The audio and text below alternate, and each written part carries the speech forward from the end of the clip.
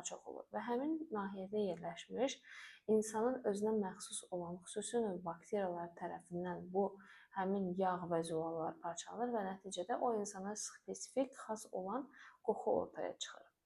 Normalda insan təri, belə deyək ki, həmin bu nahiyə xaricində hər hansı bir iy vermir. Ancaq bəzi durumlarda isə xüsusi bir qoxular, tərdən xüsusi qoxular gəlməyə başlayır ki, bu bədəndə bir şeylərin yolunda olmadığını bizə xəbər verir.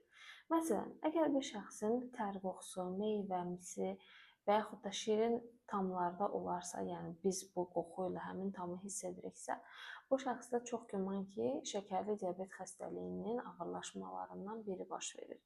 Və yaxud da bəzi durumlarda, çox nadir xəstəliklərdə kəskin balıq qoxusu, çürümüş balıq qoxusu əmələ gələ bilər. Və yaxud da bəzən xüsusilə də qalxanvari vəzin problemi